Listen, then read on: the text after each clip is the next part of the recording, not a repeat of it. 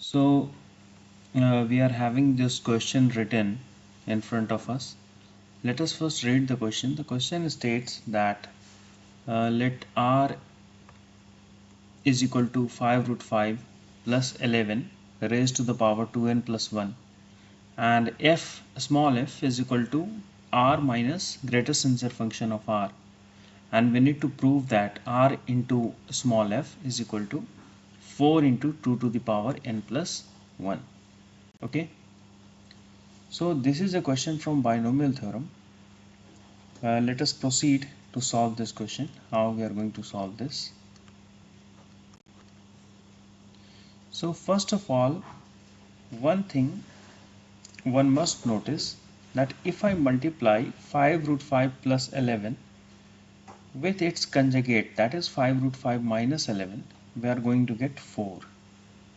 So using that, I can write 5 root 5 minus 11 is equal to 4 upon 5 root 5 plus 11. Okay, because if I multiply these two, I will be getting 4. How? 5 into 5 25, 25 into 5 125, minus 11 into 11 121. So 125 minus 121 is nothing but 4. Okay, so this quantity 4 upon 5 root 5 plus 11 is less than 1. How? Because the quantity in denominator is greater than 4. Okay, so I can say that 5 root 5 minus 11 is less than 1. Also I can say that this is greater than 0. Okay, I can write like this, that 5 root 5 minus 11 is greater than 0. How? Because root 5 will be 2 point something, and when multiplied by 5 it will come out to be greater than 11. So if I raise the power 5 root 5 minus 11 raised to the power 2n plus 1, then this quantity is also again less than 1 for every integer n. For every integer n. Now 5 root 5 plus 11 raised to the power 2n plus 1 minus 5 root 5 minus 11 raised to the power 2n plus 1 is equal to what? Is equal to what? I need to find out. Okay, so if we expand these two terms by the binomial expansion, we will see that the even terms gets cancelled and the odd terms remains. That is, the first term will get twice, the third term will get twice, the fifth term will get twice, like that. Okay, and the last term is also an odd number, 2n plus 1, so it will also be there. So the value of this expansion will be 2 times of 2n plus 1 c1 5 root 5 to the power 2n into 11.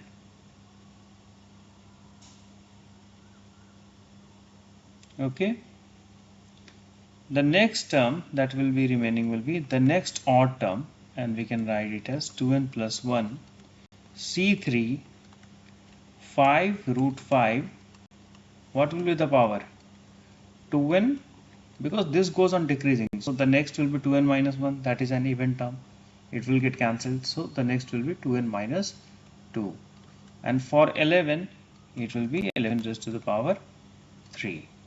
Okay, similarly the last term will be 2n plus 1 c2n plus 1, 2n plus 1 c2n plus 1 5 root 5 raised to the power 0 and 11 raised to the power 2n plus 1. Okay, the bracket will get closed. I hope this is clear to each and every one of you. So when I will expand it, what will happen? 5 root 5, 5 root 5 can be written as, see, this can be written as twice of 2n plus 1 c1, and 5 root 5 square, what is it? 125. So this is 125 raised to the power n into 11, and n was an integer. Okay, now the next term will be 2n plus 1 c3 125 to the power n minus 1 into 11 cube. Similarly, the last term will be 2n plus 1 c 2n plus 1 into 11 to the power 2n plus 1. It will be as it is. So this is what we can write. Now this can be written as twice of k, where what is k? K is a positive integer. K is a positive integer. How I can say this? Because here n is an integer, so these all terms are nothing but integral terms. An addition of integral terms, integral I mean the integer containing terms. So simply adding and multiplying it by an integer will also yield an integer. Okay, now let capital F is equal to 5 root 5 minus 11 raised to the power 2n plus 1. Why I am assuming it as capital F? Due to some reason that will become clear now.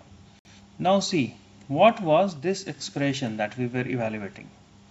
This term was r. What was this term? This term was r. Okay, see, this term is nothing but it is r, and we are setting this term as capital F. Okay, capital F, and r minus f is equal to twice of k, where k is a positive integer. So we can write this equation as, therefore this implies that r minus capital F is equal to twice of k. Okay, is equal to twice of k. Now this expression can be further written as greatest integer function of r plus, I am just making some algebraic manipulations, minus greatest integer function of r minus f is equal to twice of k. What I did? I added and subtracted the greatest integer function value. Okay, and the original expression is as it is. Okay, now see, r minus greatest integer function of r, what is it? It is nothing but the fractional part of r. We all know that if there is a number given to us as x, okay, and we are subtracting it from its original form, the greatest integer function of x is subtracted from x, then this yields fractional part of x. Okay, we all know this. So what it will give? It will give the fractional part, and we saw it in the question that the fractional part was given to be a small f. So r plus greatest integer function of r plus f minus capital F is equal to twice of k. Is it clear? This we can write. Now this implies that capital F minus f is equal to 2k minus greatest integer function of r. 2k minus greatest integer function of r. What I did, I just moved it from left to the right. Okay. Now we can say, now what can we infer about small f minus capital F? What can we draw? Can we deduce any conclusion from this?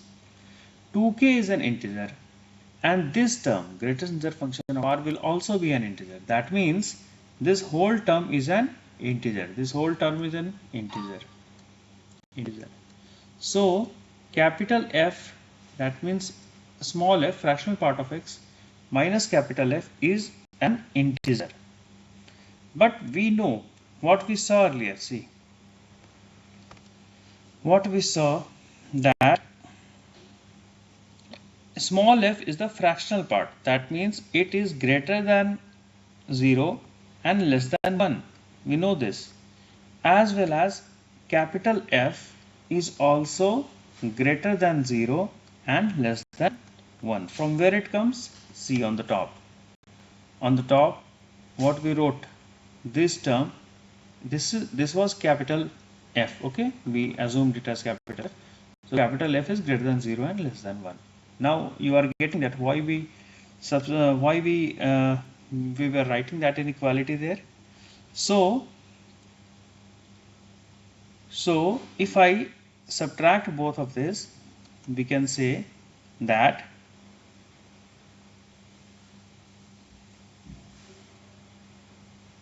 f minus capital F is an integer. F minus capital F should be an integer because on the right hand side it comes to be an integer, and both of them are less than 1 and greater than 0. That means only possible value for this difference is equal to 0. This is an important conclusion, so mind it. We are saying that small f is less than 1 and greater than equal to 0, and capital F is also greater than 0 and less than 1. So the value of that difference cannot be greater than 1. Okay, in no case it will be greater than 1, and it has to be an integer also. That means the only value left is 0. So small f minus capital F must be equal to 0. This implies that small f is equal to capital F. Small f is equal to capital F. Now we need to find the value of r into f. What we need to find? We need to find the value of r minus f. We need to find the value of, sorry, not r into f, r into f. Okay, r into f. So r into f can be written as now r into capital F. Why? Because we just proved that small f is equal to capital F. Now therefore we can write r was 5 root 5 plus 11 raised to the power 2n plus 1, and what was capital F? 5 root 5 minus 11 raised to the power 2n plus 1. So if I multiply both of this, then that will give us a square minus b square and raised to the power 2n plus 1. Therefore that means 5 root 5 whole square minus 1 to 1 and raised to the power 2n plus 1. So this is 125 minus 1 to 1 raised to the power 2n plus 1, or 4 raised to the power 2n plus 1. So r into small f is 4 raised to the power 2n plus 1. This we set to prove. So this is now proved. Okay. So this was a good question. If you are having an alternate way to solve this question, please write in the comment section. I will be glad to hear from you that you are having any alternate method to solve this question. And if you are having any doubt, then please do comment so that I will try to resolve. Thank you.